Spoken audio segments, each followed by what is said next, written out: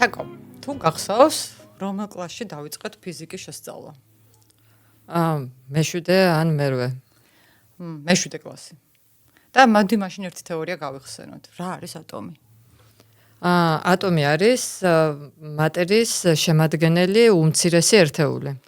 კი ბატონო, ატომი არის უმცირესი ნაწილაკი, ატომების ერთობლიობა ქმნის მოლეკულას და შემდეგ უკვე ვიღებთ მატერიას, ხო, რომელსაც ჩვენ ვხედავთ, ვეხებით, შევიგრძნობთ და ასე შემდეგ. მნიშვნელოვანი არის ის, რომ ცალკეული ატომები არაფრის მაქნისი არ არის, ზუსტად ეს ატომების ერთობლიობა ქმნის მოლეკულას და მერე უკვე იქმნება ეს მატერია და რას მოვაყოლეთ ახლა ეს? რა გვინდოდა? დღეს განვიხილავთ ძალიან საინტერესო წიგნს, რომლის სათაური არის ატომური ჩვევები. ჯეიმს კლიერის ავტორობით შექმნილი და თავდაპირველად გამიკვირდა სათაური, იმიტომ რომ ვერ მივხვდი ატომური ჩვევა რას უნდა ნიშნავდეს, მაგრამ როგორც შენ ახლა ახსენე, ატომებისგან შედგება მატერია და ეს არის მისი განუყოფელი ნაწილი. ანალოგიურად ამ წიგნის არსი და უკვე სათაურიც გვიჩვენებს ამ წიგნის არსს არის ის, რომ ჩვევები არის ერთიანობის ჩვენი ცხოვრების შემადგენელი ნაწილი, რომელიც განსაზღვრავს რამდენად წარმატებული ვიქნებით, ან რამდენად მივაღწევთ სასურველ შედეგებს, რომლებიც გვინდა რომ დადგეს ჩვენს ცხოვრებაში. ხო და ეს ატომური ჩვევები, რომელსაც ავტორი ავითარებს თავის წიგნში, ძალიან საინტერესო ისტორიით იწყება. მოკლედ ისტორია არის ესეთი, ერთი ბიჭის შესახებ, რომელსაც ძალიან უყვარდა ბეისბოლი და მთელი თავისი არსებით უნდოდა რომ წარმატებული სპორტსმენი გამოსულიყო.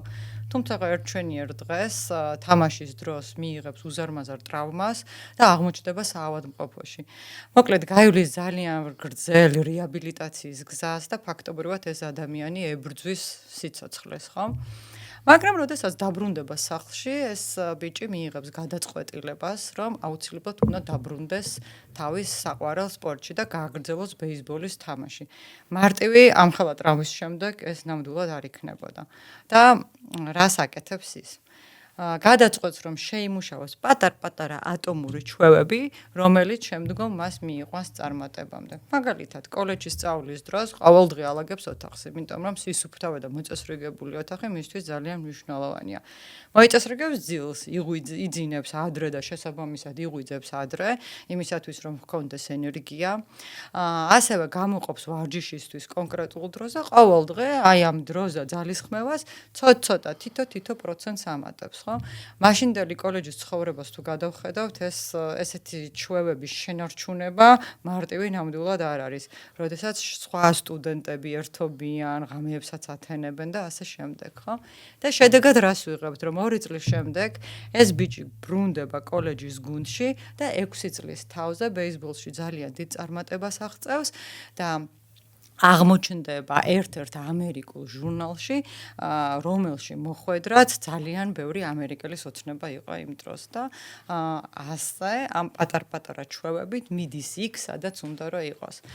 მარტივი ლოგიკა შეიძლება გამოვიტანოთ აქედან, ხო? ვინ ვართ ჩვენ? ჩვენ ვართ ჩვენი ჩვევები და ეს ჩვენი ჩვევები ჩვენი ცხოვრების ხარისხს განაპირობებს. ეს არის ჩემი ერთ-ერთი საყვარელი ფრაზა ამ წიგნიდან. იმიტომ რომ სულ სხვანაირად დამანახა ყოველდღიურობა. ანუ ყველას გვაქვს მიზნები, სურვილები, ოცნებები, მაგრამ მათი შედეგები ესე თავისით ვერ დგება, ხო? ანუ მათი რომ მივაღწიოთ ამ შედეგებს, უნდა გამოვიმუშავოთ გარკვეული ჩვევები, რომლებიც შეადგენენ ჩვენ ყოველდღიურობას. ანუ რეალურად ჩვევები არის ჩვენი ცხოვრების არქიტექტურა. და თვითონ ამ წიგნში რაც მომეწონა კიდევ რატომაც ავარჩიე ეს წიგნი და რატომაც დავუთმე ამდენი ყურადღება არის ის რომ ის არ გვპირდება სასწაულს არ გვთხოვს რადიკალურ ცვლილებებს ის გვთხოვს რომ ყოველდღიურად 1%-ით გავაუმჯობესოთ კონკრეტული ჩვევები და დავაგრობოთ ის რომ პროგრესი შესამჩნევი გახდეს რაღაცა პერიოდში ეს არ არის რევოლუცია ეს არის ევოლუცია და ზრდა უნდა დავინახოთ ერთი ნაბიჯით ერთი ჩვევით ერთი მარტივი გადაწყვეტილებით ასე მარტივად გვაჩვენებს ამ ყველაფერს და ვფიქრობ, რომ ნებისმიერი ადამიანისთვის არის შესაძლებელი და განხორციელებადი. მაშასა დღევანდელი ჩვენი ეპიზოდი დაეთმობა ატომურ ჩვევებს და ჩავხედავთ როგორი არის ჩვენი ატომური ჩვევები, რამდენად ვქნით ჩვენ სისტემას ამ ატომური ჩვევების, ხო, იმიტომ რომ ცალკე ატომი არაფრის მაგნისი არ არის, ეს უნდა იყოს სისტემაში მოქცეული და რამდენად წარმატებით მუშაობს ეს სისტემა იმისათვის, რომ ჩვენ მიზნებს მივაღწიოთ და ვიყოთ წარმატებული. მოდი ჩაუღრმავდეთ სისტემად და ცოტა განვავრცოთ ეს თემა, რა არის სისტემა. დავიწყოთ იმით, რომ როგორც აღნიშნეთ, ჩვენი ცხოვრება არის ჩვევები. ეს უმეტესწილად არის გაუცნობიერებული, ავტომატიზირებული ჩვევები. აი, როგორ ვიღვიძებ, რას მივირთმევ, როგორ ვსაუბრობ, როგორ ვუმკლავდები სტრესს, ან როგორ ვისვენებ. ეს ყველაფერი არის ჩვენი ჩვევები, რომელიც ქმნის ერთიანობას და ჩვენ ცხოვრებას. პატარ-პატარა მარცვლებია, მაგრამ გროვდება და აი სწორედ აი ამ მარცვლების გაუმჯობესებაზე უნდა ვიზრუნოთ, რომ მივაღწიოთ სასურველ შედეგებს. აქ უნდა აღვნიშნოთ, რომ თუ ჩვევა არის სასარგებლო და ამ ტექნიკებზე ვიმსჯელებთ, როგორ შეიძლება ამათი შეფასება, თუ ჩვევა არის სასარგებლო, ის ჩვენ გვაძლიერებს, გვეხმარება რომ ავაშენოთ სტაბილურობა, შევქმნათ ღირებულება, მივაღწიოთ წარმატებას. მაგრამ თუ ეს ჩვევები არის არაჯანსაღი, პირიქით, ისინი უფრო გვაშორებს იმ ცხოვრებისგან, რომელსაც ვნატრობთ. არა თუ პროგრესი, არამედ ერთ ადგილზეც კი არ ვჩერდებით, უკან მივდივართ. ანუ მიზანი არის შედეგი, სისტემა კი არის გზა, რომელიც მიგვიყვანს ამ მიზნამდე. რისგან შედგება სისტემა? სისტემა შეიძლება იყოს გეგმა, გარემო, ჩვევები, ქცევათა თანამიმდევრობა. და ცოტა დამაბნეველი რო არ იყოს, ძალიან მარტივ მაგალითს მოვიყვან, რომელიც თვითონ პირდაპირ არის წიგნში. მაგალითად, მიზანი შეიძლება იყოს, რომ მე მინდა ერთ წელიწადში 20 წიგნის წაკითხვა. მაგრამ გაურკვეველი არაა წიგნის რა პერიოდში, რა სახით, რა რაოდენობით, ყველაფერი არის უცნობი და ეს მიზანი რჩება დიდწილად ხშირად მიზნად. მაგრამ თუ ვიტყვით, რომ მე დღეში 20 წუთს წავიკითხავ, გამოვიყენებ აპლიკაციას, ყოველ საღამოს რო დავწვევი ნაცვლად ტელეფონისა, ავიღებ წიგნს ან გავხსნი წიგნის საკითხავ აპლიკაციას, ჩემ შემთხვევაში SAP-ს, ეს უკვე რაღაც კონკრეტულ შედეგზე გავა და უკვე მიზნისკენ უფრო ახლოს მიგვიყვანს. ძალიან საინტერესო ერთი ფრაზა აქვს კიდე ამ წიგნში, რაც ძალიან მომეწონა და არ მქონდა ესე შეფასებული, რომ ცხოვრების ხარისხი არის სისტემური და არა ეპიზოდური. ის რომ ჩვენი ეს ყოველდღიურობა 90% განაპირობებს ჩვენს კეთილდღეობას და ჩვენ განწყობას და ბედნიერებას. ეპიზოდური სიხარულები, წარმატებები, რა თქმა უნდა, კარგია, მაგრამ ის არ ქმნის იმ წარმატებას და იმ კეთილდღეობას, რისკენაც გვინდა რომ წავიდეთ. და გარდა ამისა, ეს სისტემა, რაც ასევე ძალიან მომწონს, ვეღარ გამოვერთე, იმიტომ რომ ეს ნაწილი ძალიან მომწონს, ეს სისტემის შექმნა გვეხმარება, რომ არ გადავუხვიოთ აღებულ გესს, კი. ანუ თუ გვაქვს უკვე სისტემა შექმნილი, რომ მე ყოველ მეორე დღეს უნდა წავიდე სავარჯიშოდ და ჩემი მეგობარი მელოდება და იქ ინსტრუქტორი გველოდება და დაკავებული მაქვს ადგილი, ასე შემდეგ, სხვადასხვა მიზეზით. თუ ეს სისტემა მაქვს აწყობილი, ძალიან ნაკლები შანსია იმისი, რომ დაბალი მოტივაცია მქონდეს და იმ დღეს არ წავიდე. ან ცუდ ხასიათზე ვიყო, განწყობა შემეცვალოს და არ წავიდე. სისტემა იქ არის და ხელს მიწყობს, რომ მე მივაღწიო ამ ჩემს ჩვევის ბოლომდე მიყვანას, განხორციელებას. სისტემა ახსენე შენ და სისტემა რა თქმა უნდა შედგება ატომებისაგან, ხო? და ძალიან საინტერესო ისტორია მახსენდება ბრიტანელ ველომრბოლელებზე და ეს ისტორია ამ წიგნშიც არის მოთხრობილი.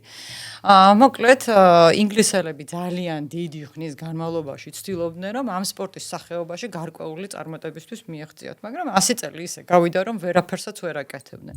რა თქმა უნდა, ერთ-ჩვენიერ დღეს შეეცვალათ მწვრთნელი, მოვიდა ეს ადამიანი და რა გააკეთა? აიღო მთლიანი სისტემა და დაშალა მარტივ მომრავლებად. ანუ თითოეულ ატომს დააკვირდა, რა ხდებოდა შიგნით სისტემაში. და რა გააკეთა? პირველ რიგში შეცვალა სკამები, თვითონ ველოსიპედის სკამები და შეარჩია უფრო კომფორტული, რომ სპორტსმენებს კომფორტულად ეგრძნოთ თავი. მერე შეიძინა ახალი ფორმები და ამ ფორმებს ჰქონდათ ესეთი ფუნქცია, რომ ზამთარში ავტომატურად თბებოდა ეს ყველაფერი. ისევ მოაშორა დისკომფორტი. მესამე, ახალი მატრასები იყიდა და თვლიდა, რომ ჯანსაღი ძილი აუცილებელი იყო სპორტსმენისთვის და რა თქმა უნდა, ეხლა ალბათ ხერხემალზეც ფიქრობდა, ხო? კარგი მატრასი ხერხემლისთვის აუცილებელია და რაც არ უნდა უცნაურად ჟღერდეს, ამ ადამიანმა შეიმუშავა ხელის დაბანის ტექნიკაც კი, რომ სპორტსმენებისთვის ალბათობა ვირუსების და ინფექციის გავრცელების მინიმუმამდე დასულიყო. გავიდა რამდენიმე წელი და ეს გუნდი აღწევს ძალიან დიდ წარმატებას, ჩემპიონატზე იგებენ და Tour de France-ს კი გამოდიან და ერთ გამარჯვებას კი არა, მიჯრით რამდენიმე გამარჯვება ხვდათ წილად და რო გადავხედოთ ახლა რა მოხდა, ხომ? ამ პატარ-პატარა ატომური ჩვევების სისტემაში მოყვანამ მოიტანა ისეთი წარმატება, რომელიც სპორტის ისტორიაში ერთ-ერთი რაღაცა ბრწყინვალე ნიმუში არის გამარჯვებების, ხო? ასე რომ ამ ჩვევების სისტემაში მოყვანა და მერე უკვე ავტომატიზაციაში გადასვლა ძალიან მნიშვნელოვანია და მეტწილად ეს განაპირობებს ზუსტად ჩვენს წარმატებას. გეთანხმები ნინო, წარმატება გვინდა ყველას, დამარცხებულსაც, გამარჯვებულსაც, წარმატებულსაც, წარუმატებელსაც, მთავარია რა სისტემას ვაწყობთ, რომ ამ გამარჯვებამდე მივიდეთ და ამიტომ ამის შემთხვევაში ჩვენ თავს უნდა დავუსვათ კითხვა, რა სისტემის აშენება გვინდა. ის კი არა რას უნდა მივაღწიოთ, ვიცით ხო, უმეტესად რასაც გვინდა მივაღწიოთ. რა სისტემას ვაწყობთ იმისთვის, რომ ეს შედეგები დადგეს. და აქვე მოგიბრუნდები კითხვით. შენ თუ ქონია შემთხვევა, ან შენ თუ აგიწყვია სისტემა, ან შეგიფასები, ან სხვას დახმარები ხარ ამგვარი სისტემის საწყობაში? კი, მახსენდება ერთი ძალიან მარტივი სავარჯიშო და ასეთ სავარჯიშოს ავტორიც გვთავაზობს. მოკლედ ძალიან კარგია თუ დავაკვირდებით, სად მიდის ჩვენი 24 საათი. შეგვიძლია ეს სავარჯიშო გავაკეთოთ 24 საათის ჭრილში, ან ერთი კვირის ჭრილში, ხო? გაღვიძებიდან დაძინებამდე ჩამოწერეთ ის ქცევა და ის ჩვევა, რაც თქვენ გახასიათებს და მნიშვნელოვანი არის ის, რომ თითოეულ ქცევას მიუწეროთ სტატუსი: კარგი, ცუდი ან ნეიტრალური. მაგალითად, დილას ადრე გავიღვიძეთ, ჩემთვის ეს ჩვევა გადასარევია და რა თქმა უნდა მივუწერ, რომ კარგია. ჩვევა ნომერი 2. გავიღვიძე და ავიღე ტელეფონი და დრო დავხარჯე სკროლვაში. ამ ჩვევას რა თქმა უნდა მივუწერ, რომ ცუდია. ხო? მერე შევედი სამზარეულოში და ძალიან გემრიელ ყავასთან ერთად მივირთვი ბლიცით. თუ მე ჭარბწონიანობის პრობლემა მაწუხებს, რა თქმა უნდა, ეს ჩვევა ჩემთვის ცუდია, მაგრამ თუ პრობლემა არა მაქვს და პირიქით ამას ჩემი სიამოვნებისთვის ვაკეთებ, რა თქმა უნდა, ეს ჩვევა კარგია. ასე რომ უამრავი ასეთი ჩვევის ჩამოწერა შეგვიძლია 24 საათის მანძილზე და წარმოიდგინე ერთი კვირის მანძილზე რამდენ რაღაცას ჩამოვწერთ, ხო? და რატომ ვაკეთებთ ამას? მიზანი რა არის? შევაჯამებთ შევხედავთ და დავინახავთ, რომ ჩვენი ტენდენცია საით მიექანება. კარგისკენ მიდის, ცუდისკენ მიდის თუ რაღაცა ნეიტრალური ზოლი გვიჭირავს, რომელიც საერთოდ არაფრის მომცემი არ არის. მნიშვნელოვანია, რომ ამას კარგად დავაკვირდეთ, ჩვენი ტენდენცია საით არის და მერე როგორც გონიერმა ადამიანებმა ამოვარჩიოთ თითოეული ჩვევა და უფრო განვავრცოთ. განვრცობაში რას გულისხმობ, რომ გახდეს უფრო თვალსაჩინო, მაგალითად, თუ კი მე მიწერია ჩვევებში, რომ ვარჯიშობ, ხო? ამოვიღებ ამ ჩვევას, დავწერ ვარჯიშობ კვირაში 3-ჯერ, 10 საათიდან 12 საათამდე, მივუთითებ კონკრეტულ ადგილს და მივუთითებ კონკრეტულ ინსტრუქტორს, ხო? ვისთან ერთადაც ვარჯიშობ. და ეს რას მაძლევს? განხორციელების მეტი შანსია, უკვე თითქოს ჩვევა ავტომატურში გადადის და მე ამ გზას მინდა თუ არ მინდა რაღაცნაირად მივყვები და სულ ეს ფრაზა მახსენდება კიდევ, რომ რაც დაწერილა ის განხორციელებულა, რაც არ დაწერილა ის არ განხორციელებულა. ამიტომ ჩემი რჩევა იქნება, რომ ესეთი ანალიტიკური სავარჯიშოები ყოველთვის დაწეროთ, იმიტომ რომ თქვენ თავთან აკეთებთ აღიარებას და ამ აღიარებებს რო აკეთებთ, აქვე იღებთ პასუხისმგებლობას, რომ რაღაცის შეცვლა გინდათ და მე ამას მიედევნებით. ძალიან საინტერესო ინსტრუმენტია, ერთი შეხედვით თითქოს მარტივი, მაგრამ ალბათ საჭიროებს ძალიან ჩაღრმავებას და მით უმეტეს ესე განგრძობითად დაკვირვებას და ყურადღების მიქცევას, ხო? ჩვევებს რაც შეეხება ავტორი გვთავაზობს რამდენიმე რჩევას როგორ შეიძლება ეს ჩვევები კიდე მარტივად გამოვიმუშავოთ მას შემდეგ რაც ამ ანალიზს გავაკეთებთ და ავარჩევთ იმ ჩვევებს რომლის გამოსწორება გვინდა ან შეცვლა გვინდა ან დავიწყება გვირჩევს რომ დავიწყოთ მარტივად შევხედოთ ყველაფერს და არ გავართულოთ იმიტომ რომ ჩვენი ტვინი ისე ამოწყობილი რომ ნებისმიერ რაღაც წინააღმდეგობას ან სირთულეს აღიქვამს საფრთხეთ და უკვე იმაზე ფიქრობს როგორ აიცილოს თავიდან ან როგორ გადადოს საქმე ამიტომ დაიწყეთ ყველაზე მარტივით დაიწყეთ მოკლე ვადით 2 წუთიანი შუალედით და ისეთი მარტივი იქნება ეს და იმდენად ადვილი გასაკეთებელი და ისეთ ცოტა ხნიანი რომ შენ თვითონვე მალევე მოგინდება რომ ეს უფრო განავრცო დაამატოზეთ და ინტენსიური გაართულო კიდევაც თავისთავად და ეს გადაგივა ჩვევაში ანუ თუ ამას ხშირად გააკეთებ და როგორც ავტორი გვეუბნება ანუ ტვინისთვის მთავარია რომ ეს ხშირად აკეთო რადგანაც ჩვევის გამოსამუშავებლად საჭიროა არა ინტენსივობა, არამედ სიხშირე რა, სიხშირით აკეთებ. იმისთვის რომ მარტივად გააკეთო ეს პატარა სტრატეგია გამოსადეგია, ასევე ამ ყველაფერს ხელს უწყობს ის, თუ ეს ჩვევა არის მიმზიდველი შენთვის და საინტერესო, რომელიც შენ თვითონვე შეგიძლია გააკეთო, ან თუნდაც ტერმინი შეცვალო, რომ აი უნდა გავაკეთო კი არა, აი მინდა რომ გავაკეთო ეს და ეს მე სასურველია რომ გავაკეთო, ხო, რომ ამას ვაკეთო, უი რა კარგია დღეს ადილი მან გასაკეთებელია. რაღაცა სხვანაირად რაღაც სიახლეს რაღაც ახალ კერძს ვაკეთებ და რა საინტერესოა, ან ახალ ვარჯიშს ვაკეთებ და რა საინტერესოა ნეტა როგორ გამომივა და ასე შემდეგ. გარდა ამისა ძალიან საინტერესოა დაშენების ტექნიკა. ანუ გარდა იმისა რომ შენ უკვე გამომუშავებულ ჩვევებს აშენებ ზემოდან ახალ ჩვევებს და ეს არის ძალიან მნიშვნელოვანი და სასარგებლო, ასევე შეგიძლია უკვე არსებულ ჩვევებს დაუკავშირო ახალი.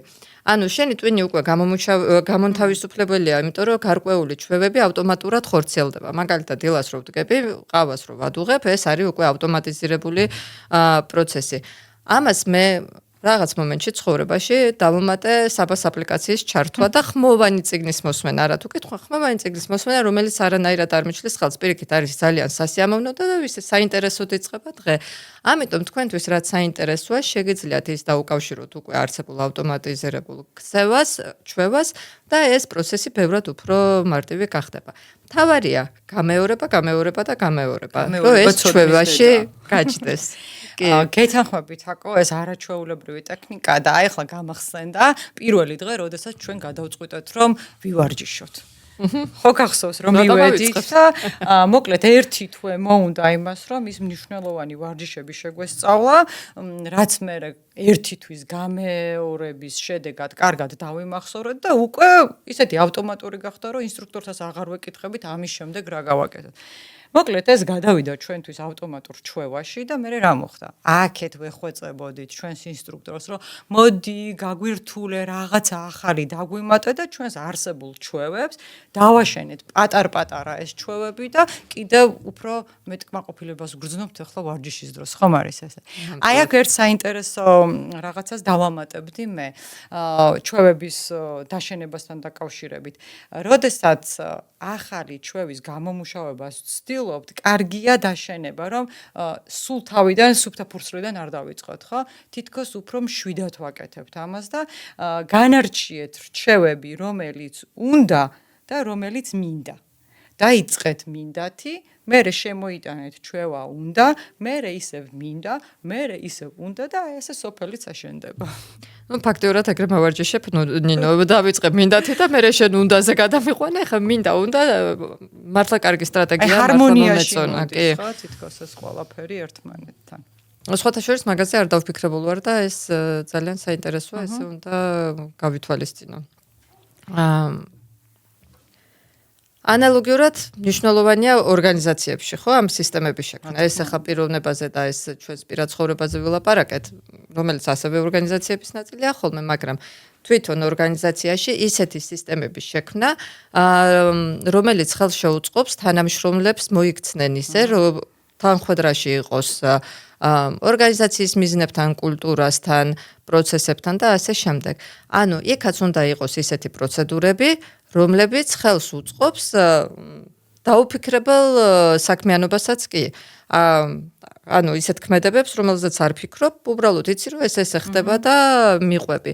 ამ შემთხვევაში ახლა სისტემა ბევრ რამეს შეიძლება მოიცავდეს, პირველ რიგში პროცედურებს, ეთიკის კოდექსებს, კოდექს პოლიტიკებს, ასევე არაფორმალურ გარემოსაც ძალიან დიდი მნიშვნელობა აქვს, ისევე როგორც ფიზიკურ გარემოს, უკავშირის კულტურას და პასუხისმგებლობის სტრუქტურასაც. ანუ ეს ყველაფერი სისტემები, რაც ორგანიზაციას უნდა ქონდეს, უზრუნველყოფს, რომ ადამიანი მუშაობდეს იქ თავისუფლად, უკვე ჩვევები ისე ქონდეს გამომუშავებელი, რომ აი ამ თითოეულზე არ ფიქრობდეს, არამედ ფიქრობდეს უკვე შინაარსზე, სხვა შინაარსზე, მაგრამ სისტემა უზრუნველყოფდეს, რომ ის აკმაყოფილებს ორგანიზაციის მოთხოვნებს. ანუ ქცევაში გადადის ეს ყველაფერი და მოდი აქ მე ცოტა ჩავუღრმავდები და მინდა შევეხო იდენტობის თემას, ხო? ძალიან კარგია ატომური ჩვევები, მათი გაერთიანება და ამ სისტემების შექმნა, თუმცა ჩემთვის ყველაფერი იწყება იდენტობით და პირველი კითხვა, ავტორიც ამას გვეუბნება და ხშირად უბრუნდება ხოლმე იდენტობის თემას. პირველი კითხვა, რაც ჩვენ საკუთარ თავებს უნდა დაუსვათ და ასევე ორგანიზაციამ დაუსვას საკუთარ თავს არის ეს, ვინ ვარ მე და ვინ მინდა ვიყო? არა რა მაქვს მე? არამედ ვინ ვარ მე, ხო? მაგალითად, მე თუ ვამბობ, რომ მე ვარ კარგი ტრენერი, მე მინდა ვიყო კარგი კოუჩი, როდესაც ეს რაღაცნაირად გასიგრძე განებული მაქვს და ჩემ ღირებულებებთან ეს ჩემი იდენტობა ახლოს მოდის, მე ამ პროცესის შექმნა, ჩვევების გამომუშავება და ამ ყველაფრის გადევნება უფრო მარტივად ხდება. რატომ არის ორგანიზაციებისთვის მნიშვნელოვანი, რომ ყველას კარგად გქონდეს გაცნობიერებული, რა არის ჩვენი ღირებულებები? აი მაგალითად ორგანიზაციის ღირებულებები ავიღოთ, არის ზრდა, არის კრეატიულობა, არის სამართლიანობა, ხო? ამ ღირებულებებზე აუცილებლად დაშენებულია ორგანიზაციის ხედვა, ხედვაზე დაშენებულია მისია, მისიაზე დაშენებულია ის ორგანიზაციული სტრუქტურა, რომელსაც შეადგენენ კონკრეტული უნარების მქონე ადამიანები, ხო? და როდესაც ეს იდენტობის დონეზე შენ კარგად გაქვს გაცნობიერებული, ამ კომპანიის სისტემების, პროცესების, სტანდარტების მიღება უკვე ადვილია და შენი ქცევაც გარკვეულწილად ავტომატურად გამომუშავდება. აი როგორ წარმოგიდგენია შენ ადამიანი, რომელიც ამბობ, რომ მე ვარ სამართლიანი ადამიანი და მუშაობ ისეთ კომპანიაში, სადაც ადამიანის უფლებები საერთოდ არ არის დაცული. რაღაცა პერიოდი შეიძლება იმუშაო, რაღაც საქმე გააკეთო, მაგრამ ავტომატურ ჩვევაში ეს თუ შენს იდენტობას და ღირებულებებს ეწინააღმდეგება, სადღაც კონფლიქტი იქნება რა, არ გამოვა. უბრალოდ არ გამოვა ეს ყველაფერი.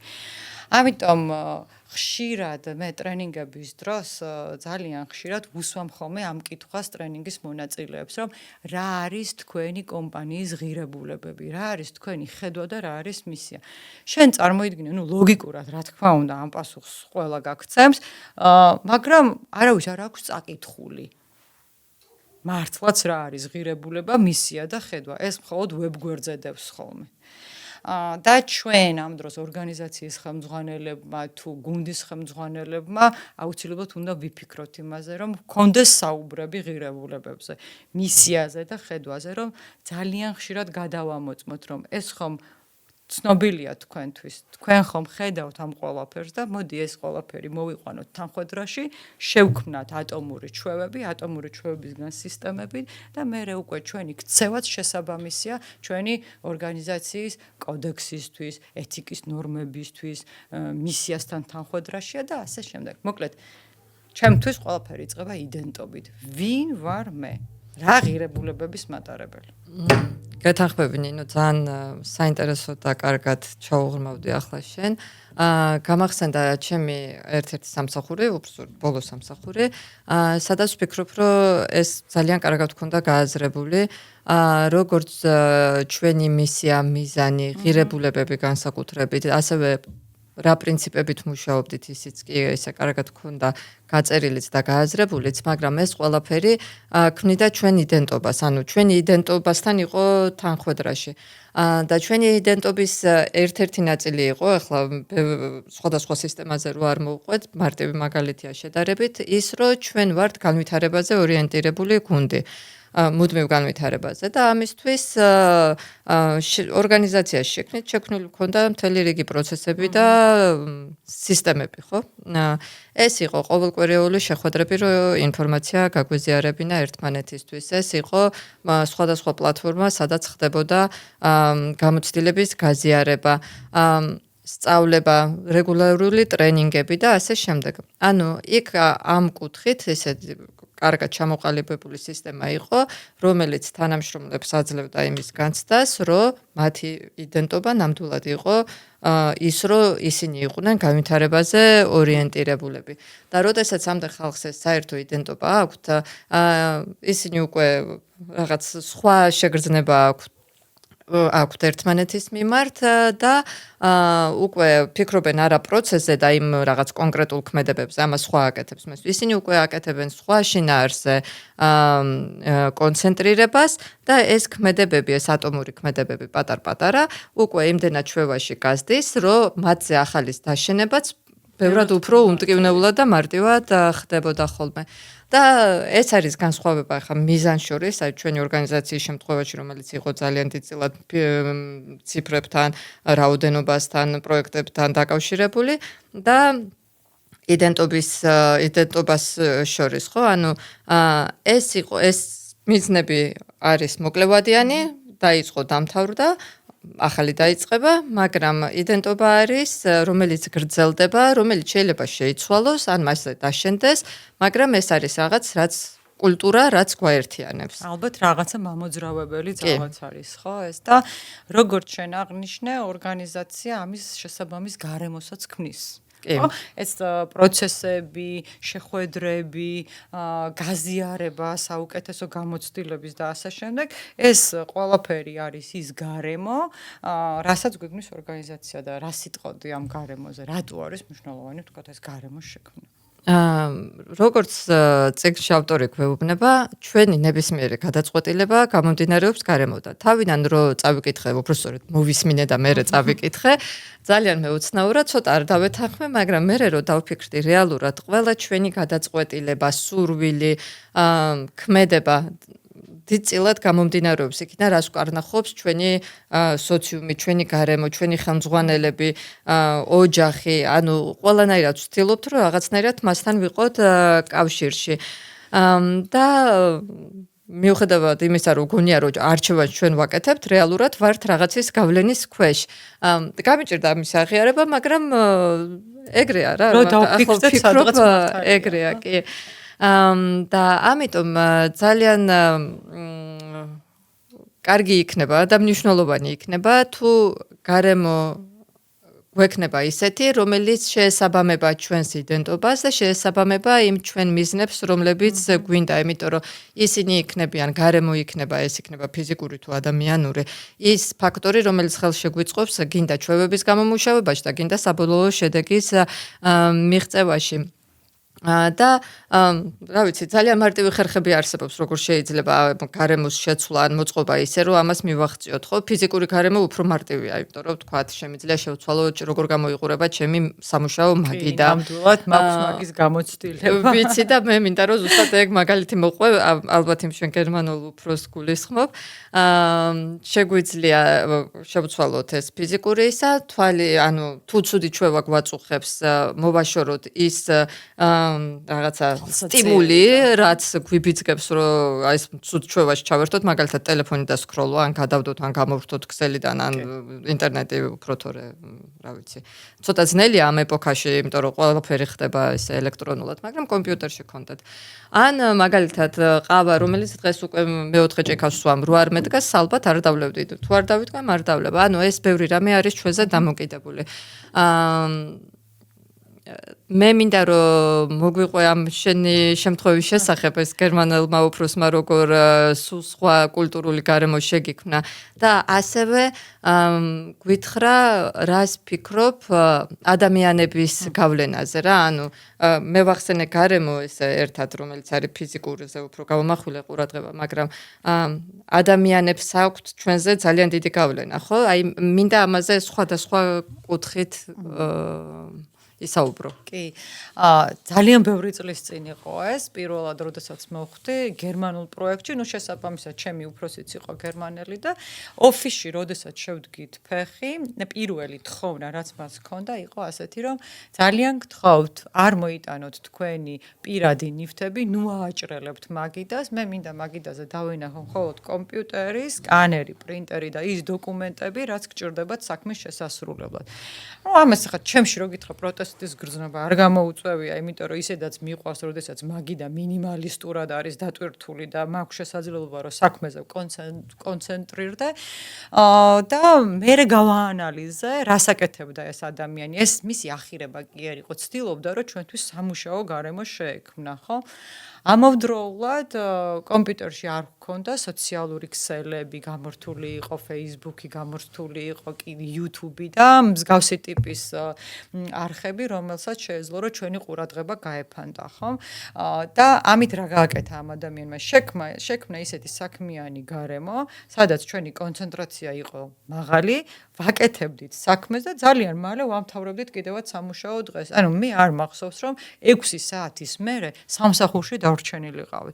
მყავდა ერთი კოლეგა, რომელიც რჩებოდა ხოლმე და ყველას გვიკვირდა რომ რას აკეთებს ეს ადამიანი. არ ვიცი ახლა თავის მოწონება უნდა და ამ უფროსისთვის თუ რა იყო, იმიტომ რომ ქართულ რეალობაში ეს მიღებული იყო, რომ როგორ 6 საათზე რომ მიდიხარ, ესე იგი საქმეს არ აკეთებ, ხო? და ეს ფაქტი მახსოვს ძალიან კარგად, დადგა ჩვენი წლიური შეფასების დრო. და ამ ადამიანმა მიიღო საყვედურს ვერ ვიტყოდი, მაგრამ რეკომენდაცია ესეთი, რომ შენი დრო უფრო კარგად მართე, ნამდვილად არ არის სასურველი, რომ 6 საათის მერე რჩებოდე სამსახურში. ანუ რა გამოვიდა, რომ მე შენ გიქმნი ყველანაირ გარემოს, რომ აი ეს საქმე ჩაატიო იმ დროში, საიდან სადამდეც უნდა იყოს სამსახურში და საერთოდ არ არის ზედმეტი საათების გამოყენება იმისათვის, რომ შენი საქმე სრულყო. ეს ტექნიკურ მხარეს რაც შეეხება, თუმცა ძალიან მნიშვნელოვანია, ახლა გადავიდეთ ადამიანურზე. მეორე თხოვნა, რაც ამ ადამიანს ჰქონდა, იყო ასეთი. ძალიან გთხოვთ, არ იაროთ დეპარტამენტებში და სხვადასხვა უწყებებში და არ იჭორაოთ.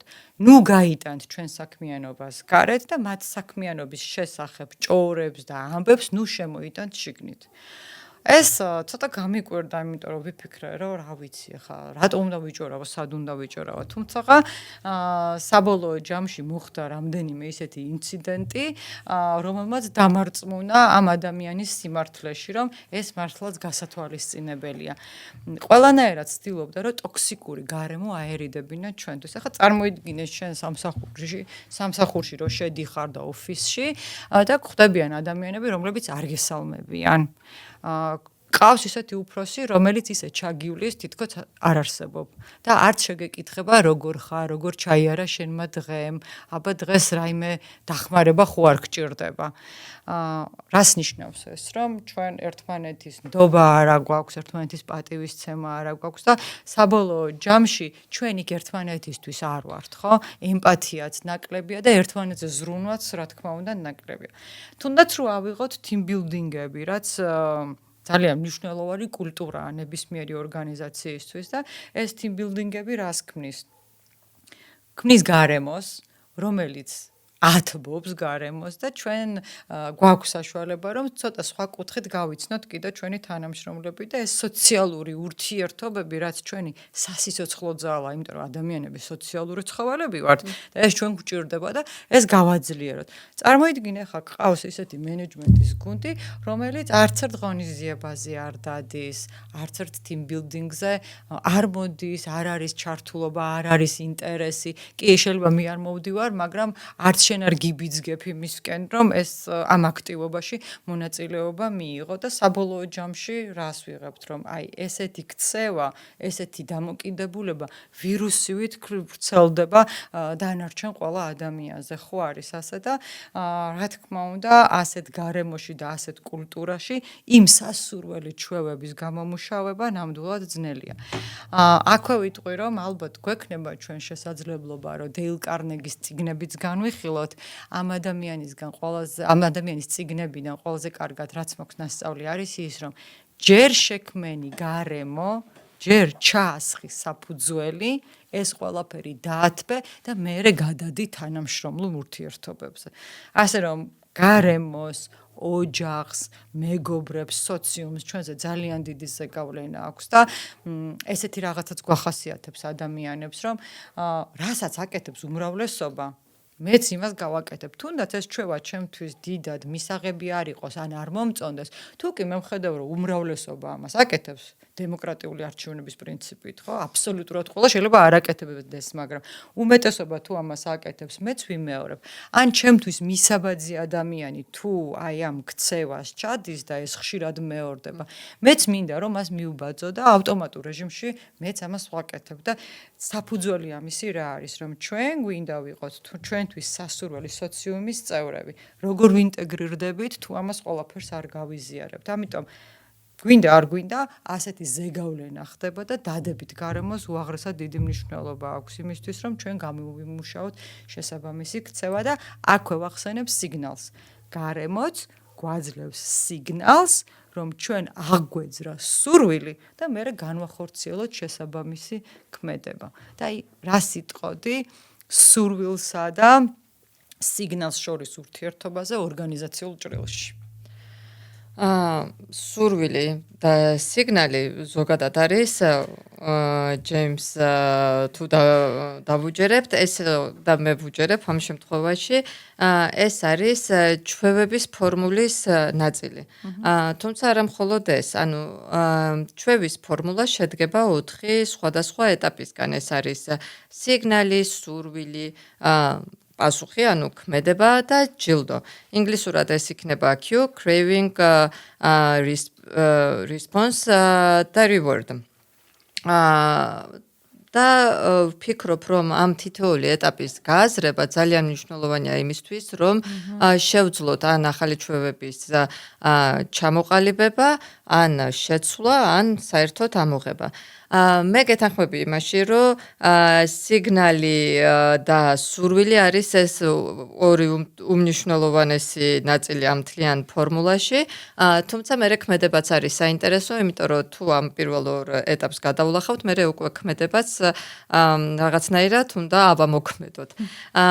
ცოტა უფრო რომ განვავრცო, რა არის სიგნალი, ანუ ნებისმიერი ქმედება იწყება სიგნალით. შენამდე მოდის სტიმული ქმედების დასაწყებად და შენ ფიქრობ რომ რაღაც ქმედება უნდა განახორციელო. ანუ შენზე რაღაცა ახდენს გავლენას. ეს ზეგავლენა შეიძლება იყოს გარემო, სხვა ადამიანი, შეიძლება იყოს ემოცია, დაღლილობა, შიმშილი, სხვადასხვა რამე შეიძლება იყოს, მაგრამ პირველი მოდის ეს სიგნალი.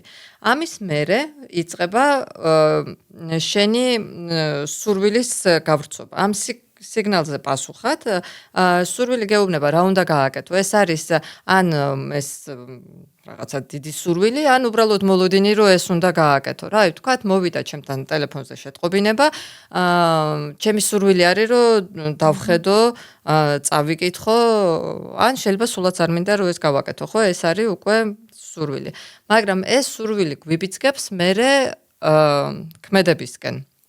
და ეს ქმედება შეიძლება იყოს სასარგებლო, შეიძლება არ იყოს სასარგებლო.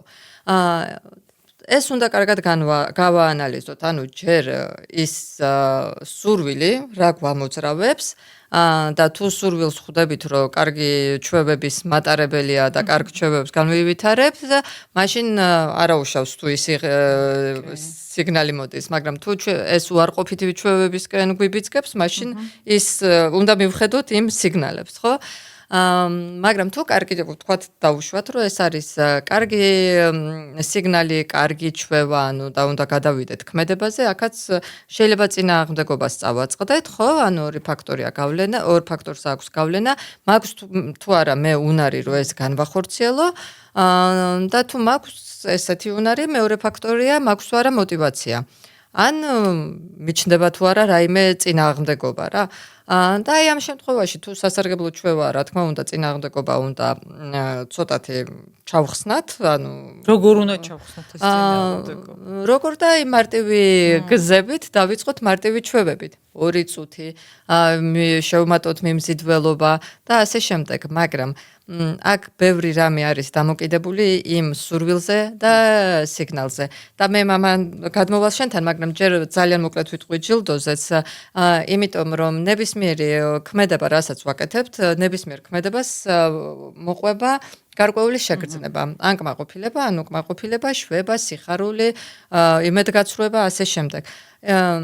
თუ მივაღწევთ ისეთი ჩვევის გამომუშავებას და ისეთი სისტემის აშენებას, რომელიც მოგწონს, უნდა ვაღიაროთ ჩვენ თავთან და უნდა შევიგრძნოთ ეს კმაყოფილება და ჩვენი თავი დავაჯილდოვოთ. და როდესაც twin-თან მივა სიგნალი, რომ ეს რა კარგი კმაყოფილების შეგრძნება, სხვა სიგნალია ეს კმაყოფილების შეგრძნება, რომ ეს კარგი საქმე გავაკეთე და მოდი გავიმეორო და როდესაც ამ მარტივ და მოკლე 2 წუთიან თუნდაც ჩვევების განხორციელებას დაიწყებ, ის უკვე გადავა ჩვევაში და ვიღებთ იმ შედეგს, რაც გვინდა. ანუ ამ სახით შეგვიძლია სტაბილურია ბევრად, კი ბატონო. როგორ უნდა აღმოფხვრათ სიგნალები ან სურვილები, მაგაზე ალბათ ცალკე ვიტყვი, მაგრამ ალბათ შენ განავრცობ ამას. აი რაც გიცნობ, ყოველ შემთხვევაში ბოლო წლებში მეც მეხმარებია ამაში, ეს მე მგონი შენ უფრო თანდაყოლილად ქონდა ან სხვა იმებიდანაც ნაკითხი, ან თუნდაც ამ წიგნიდან მასწავლი, ძალიან კარგად გაქვს გააზრებული ეს კავშირი სურვილსა და სიგნალს შორის და მერე ქმედება, რომელიც გვიბიძგებს ქმედებისკენ. და მინდა რომ აი ამაზე ცოტა მეტი გველაპარაკო რა, ანუ აგვიხსნა. ძალიან მარტივად და მოკლედ შეგვიძლია ეს ავხსნათ, ხო? ადამიანები ცხოველებისგან ისგან გავსხვავდებით, რომ ჩვენ შეგვიძლია ჩავრთოთ ტვინის ის ნაწილი, რომელიც პასუხისმგებელია აზროვნებაზე, ფილოსოფოსობაზე, გადაწყვეტილების მიღებაზე და ასე შემდეგ. მოკლედ სიგნალი საიდან მოდის, ამას ჩვენ ვერ ვაკონტროლებთ, ხო? შემოვიდა სიგნალი და მე როგორც ცნობიერი ადამიანი ვცდილობ გავჩერდე, დავფიქრდე, რა სიგნალია ეს, რომელმაც აღძრა ჩემი სურვილი, რომ დავლიო ყავა, ხო? თუ კი მე ვაცნობიერებ, რა სიგნალია და ამ სიგნალს რა სურვილის აღძრა შეუძლია, მაშინ გადაწყვეტილება უკვე ჩემ ხელშია, ვიმოქმედო თუ არ ვიმოქმედო. აი მაგალითად, ორგანიზაციულ ჭრილში რომ მოვიყვანოთ მაგალითი, ხო? შევედი ჩემ სამუშაო ოთახში, დავინახე წერილი და მოვიდა სიგნალი, რომ ნინო, დღეს შენ დასამთავრებელი გაქვს ანგარიში, რომელიც აღამოს დონორს უნდა გავუგზავნოთ. მოვიდა ეს სიგნალი, აღმიძრა ამან სურვილი და რა თქმა უნდა, ჩემთვის ეს სურვილი უკვე მიმზიდველია, იმიტომ რომ საქმე მაქვს დასასრულებელი და ვალდებულება მაქვს, ხო, ეს აღებული.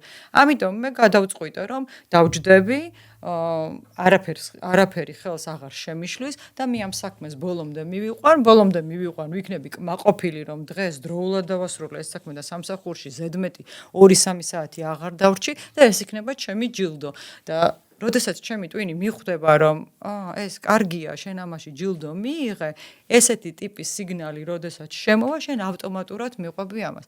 მოდი ახლა შემოვატრიალოთ, ხო? შემოვედი ოთახში, გასაკეთებელი მაქვს საქმე, მაგრამ ხდება თანამშრომელი ყავის ჭიქით ხელში. ჩემთან მოვიდა აი ეს სუნმა აღძრა სურვილი, რომ მეც გავიდე, დავლიო ყავა, დავხარჯო ამაში დრო და აქ უკვე ვჩერდები და ვასათაურებ ამ სიგნალს. რომ შემოვიდა სიგნალი, რომელიც მეუბნება, წადი დალიე ყავა, განვაცხადე ეს ხმამაღლა და მე უკვე ვფიქრობ, წავიდე, დავლიო, დავხარჯო 9 საათი და მერე დავიწყო ჩემი საქმე, თუ მოდი ჯერ დავიწყო და მერე ამ ყველაფერს გავაკეთებ. ანუ რისი თქმა მინდა, რომ გაცხადება სიგნალის და მერე აი ამ სურვილის შეფუთვა სასარგებლოდ და არასასარგებლოდ მიბიძგებს არჩევანისკენ როგორ მოვიქცე და ეს აბსოლუტურად ჩემზე არის დამოკიდებული. თუ კი მე ვამბობ, რომ განვაცხადე ეს სიგნალი, რომელიც მიმზიდველია იმიტომ, რომ ჩემთვის სასურველი ქმედება დგება, რა თქმა უნდა, მე ამას გავედევნები და ბოლომდე გავაკეთებ, ხო? ამიტომ არის მნიშვნელოვანი, რომ დავუბრუნდეთ ჩვენი ჩვევების 24 საათს.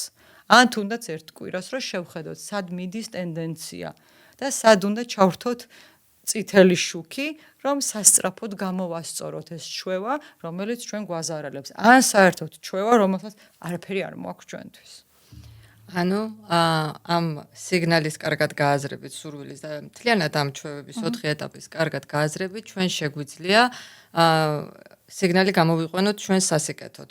რა თქმა უნდა. და მივმართოთ იქით, საითაც ჩვენთვის უფრო მნიშვნელოვანია.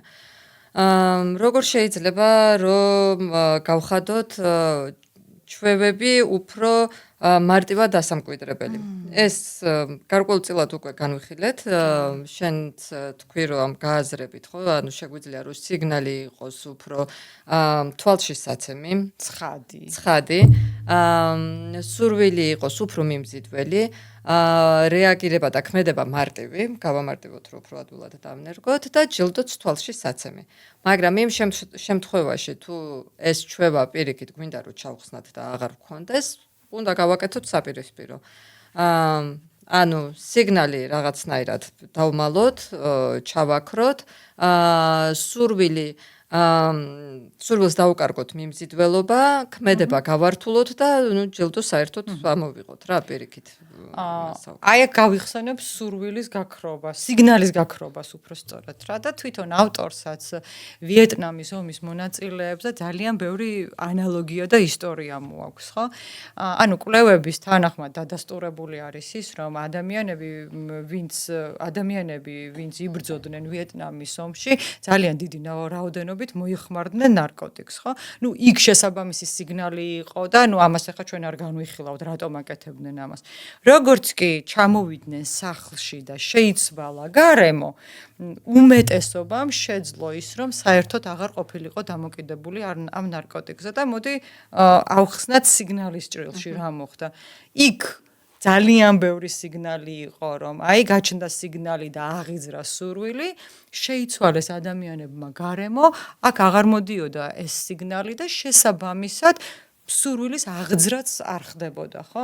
ეს სურვილი ძალიან დიდ როლს თამაშობს ჩვენი ქმედების განხორციელებაში და ამის შესახებაც ძალიან საინტერესო კვლევებს გვიყვება ავტორი ამ წიგნში. რა თქმა უნდა, ხა ჩვენ ყველა კვლევას ვერ მოვყვებით, იმიტომ რომ მკითხველმა ხონდა წაიკითხოს და თვითონ გამოიტანოს დასკვნები, რა არის კარგი და რა არის ცუდი. თუმცა აქ აღნიშნავ იმას, რომ სურვილი და დოპამინი ერთი და იგივეა, ხომ? გვიჩნდება სურვილი და ვაკეთებთ ქმედებას. თუ სურვილი არ გაჩნდა, ჩვენ არანაირ ქმედებას არ გავაკეთებთ. ამიტომ სიგნალით ჩვენ შეგვიძლია შევქმნათ სურვილი და მერე დადგეს ჩვენთვის სასურველი ქმედება და ამის ჩვენს ცხოვრებას რო გადავხედოთ, ძალიან უამრავი მაგალითის მოყვანა შეგვიძლია. რა გავაკეთეთ სწორად და რა არ გავაკეთეთ სწორად. კარგი ნინო და მაინც მიუხედავად ამ ყველაფრისა და მიუხედავად იმისა, რომ გვაქვს ეს ცხრილი შემუშავებული და შეფასებული ჩვენი ჩვევების ის 24 საათიანი ან ერთკვირიანი და მაინც თუ ვერ ვახერხებთ ამ რაღაც შერჩეული ჩვევების დანერგვას, რა შეიძლება რომ გავაკეთოთ, ან რა არის ამის, რა შეიძლება იყოს მიზეზი? რა შეიძლება იყოს მიზეზი? ახლა ეს მარტივი კითხვა არ არის, მაგრამ უცბად რაც მახსენდება, ეს არის ჩვენი თანდაყოლილი ნიჭი. ჩვენ ხო რაღაცა გენეტიკური ფაქტორიც ხო მუშაობს ამაში, რომ ვიბადებით განსაკუთრებული ნიჭი. ზოგს მუსიკის განსაკუთრებული ნიჭი აქვს, ზოგს ხატვის, ზოგს მასწავლებლობის, ზოგს დირექტორობის, რა ვიცი, უამრავი ნიჭი გვაქვს ადამიანს შიგნით და უამრავი ტალანტი, ხო? მე მაგალითად ასე გავაკეთებდი, რომ დავაკვირდებოდი, რა გამომდის სხვებზე კარგად. რა შემიძლია გავაკეთოთ ძალიან კარგად ნაკლები ძალისხმევით. ნუ ეხლა ეს იმას კი არ გამორიცხავს, რომ მე არ უნდა ვიმუშაო, ეს გამორიცხულია, ნიჭი მაქვს და არ ვიმუშაო, ვერაფერსაც ვერ მივახცევ, ხო? უბრალოდ ჩემი შინაგანი სამყაროს შეცნობა ხდება, უფრო მეტად ვაკვირდები ჩემ თავს, რა არის ის საქმიანობა, რაშიც ჩემ თავს უწოდებდი, რომ ვარ ნიჭიერი და მოდი განვავითარებ ამას, ხო, საერთოდ არ არის აუცილებელი, რომ რასაც სხვა მეუბნება, იმ მიმართულებით წავიდეთ. პირიქით, დავფიქრდები, ჩემ გენეტიკასაც შევხედავ, ჩემ ნიჭიერებასაც დავაკვირდები, იმიტომ რომ პროცესია ეს ვეძიე, მივაგენი რაც კარგია, თუ ვერ მივაგენი ძიებას ისევ განვაგრძობ და ბევრ რაღაცაში ვცდილობ რომ გამოვცადო ჩემი თავი. რაღაცა ბუკეტი იქმნება ჩემი ტალანტების, ჩემი თანდაყოლილი ნიჭის და მე უკვე კონცენტრირდები ამაზე, რაც უფრო მარტივად გამომდის და სადაც შეიძლება მე ვიყო გამორჩეულად კარგი ვიდრე სხვა. კარგი რჩევა, გეთანხმები და ნამდვილად გასათვალისწინებელი. აი ამ პროცესში, თუნდაც ძიების პროცესში, ან თუნდაც იმ პროცესში, როდესაც შენი ყოველდღიურობა ესეთი კარგად არის დატვირთული და სავსე არის. როგორ შევინარჩუნოთ მოტივაცია?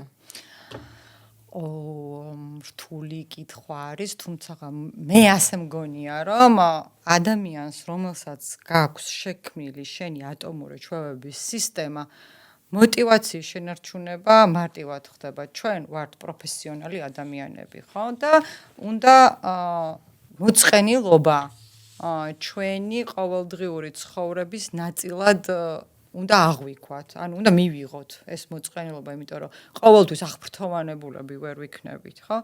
და მოდი ესეთი პარალელი რომ გავაკეთოთ. ჩვენ მარტო კარგი ამინდის მოვარჯიში ადამიანები ვართ, მარტო კარგ ამინდში ვარჯიშობთ? გასაგებია, კი. კი, რა თქმა უნდა, არა, ვარჯიშობთ წვიმაშიც, ქარშიც, მზეშიც და რა ვიცი, ჩვენი მიზანი არის რომ ვიყოთ ჯანმრთელები, ამიტომ შეიძლება მოვიწყინოთ ვარჯიშის დროს, მაგრამ ეს რომ ჩვევები გამომუშავებული გვაქვს და ნათელი მიზანიც გვაქვს დასახული, ამ მოწყენილობას ნამდვილად კარგად გავუმკლავდებით და მოდი აქ დავუბრუნდეთ ჩვევების დაშენებას. მომწყინდა? მე ხომ ცნობის მოყვარე ადამიანი ვარ, მე ხომ მინდა რომ ჩემი იდენტობა მრავალფეროვანი იყოს. მარტო ექიმი კი არ ვიყო მეწარმე, ვიყო დიპლომატი და ასე შემდეგ, ხო? ამიტომ შემომაქვს მრავალფეროვნება და ვფიქრობ, რა ჩვევა განვავითარო ახლა მე, რომელიც ახალ სტიმულს მომცემს, ახალ მოტივაციას მომცემს, გავიზრდები და წინ წავალ. ნუ, პასუხი მარტივია, პროფესიონალი ადამიანები მოწყენილობას კეთილგანწყობით ხვდებიან. ძალიან კარგი.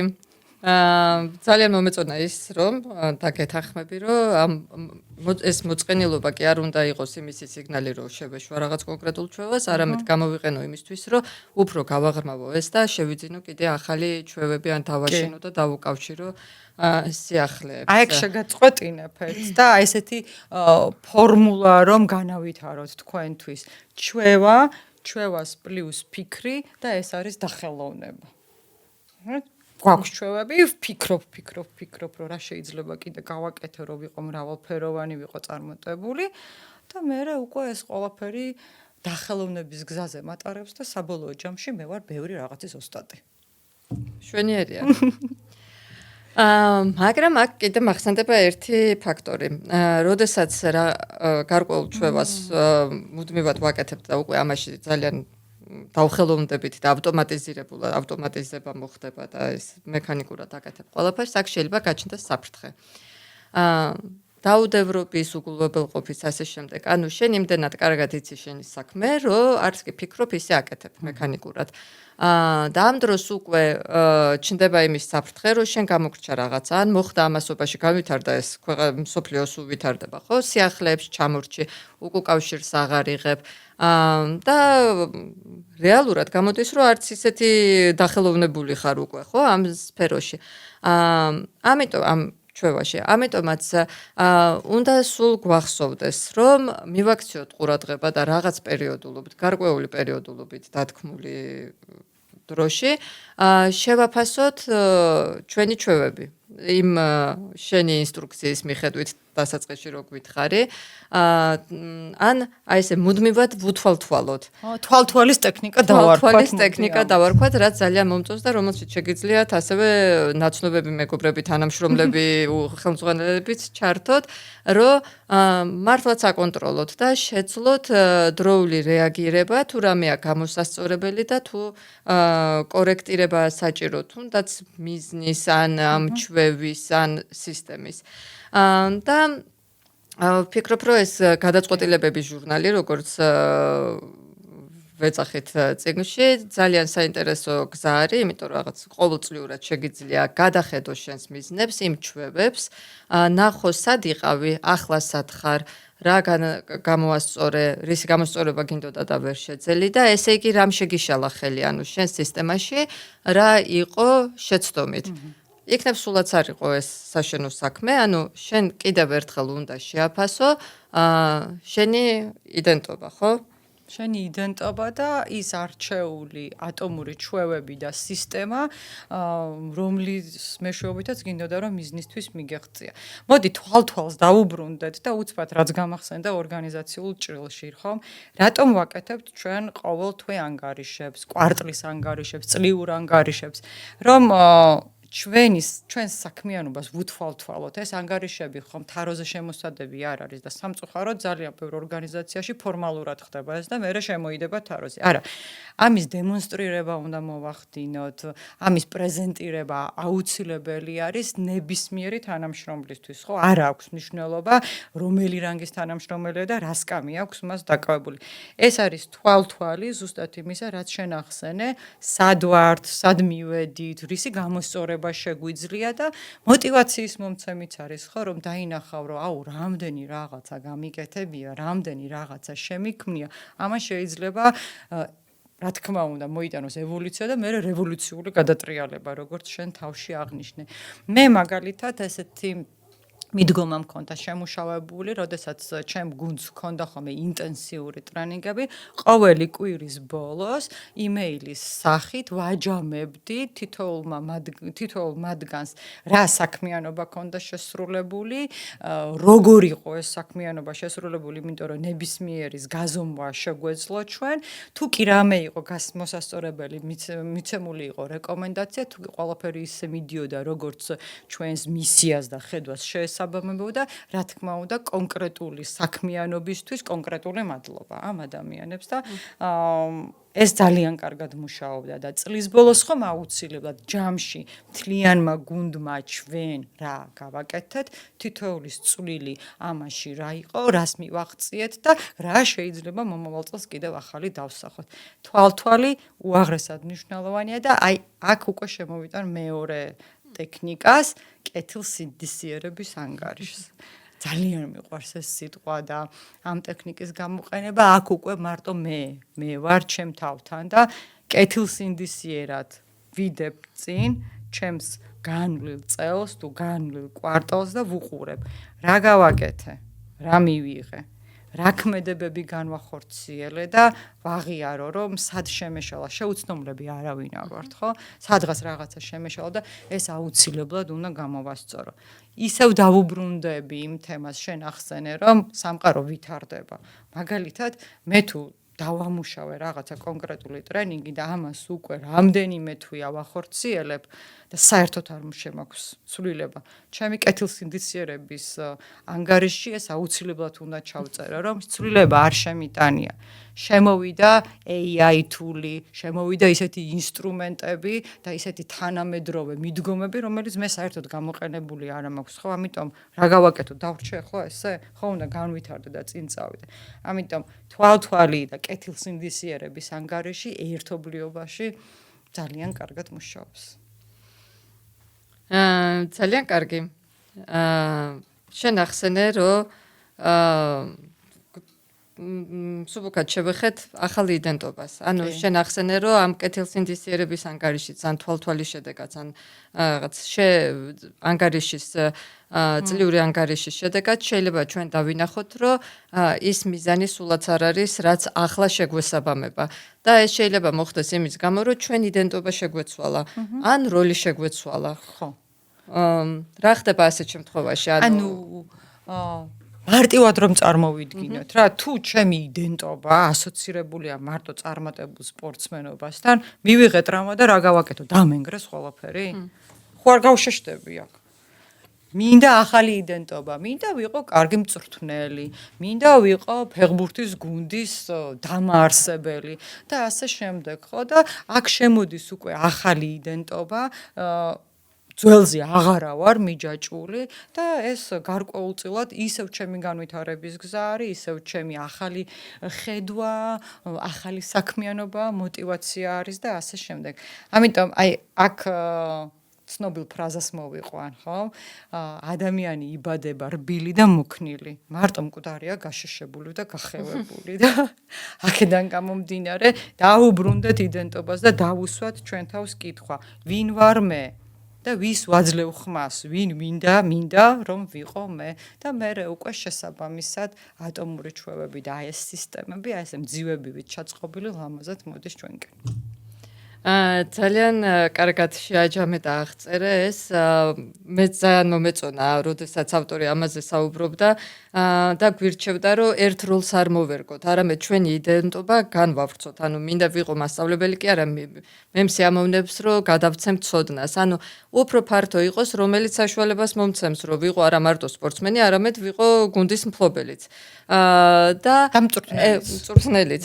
და ეს შეიძლება მუდმივად იცვლებოდეს და ნორმალური არის, ხო? მით უმეტეს დღევანდელ სამყაროში. და ავტორი ასეთ ტერმინს იყენებს, რომ არ უნდა მივიკრათ ერთი იარლი, იმიტომ რომ თუ ერთ იარლს მოგვაშორებენ, მე რა შორტკათები არ გჭირდება, ხო? კი.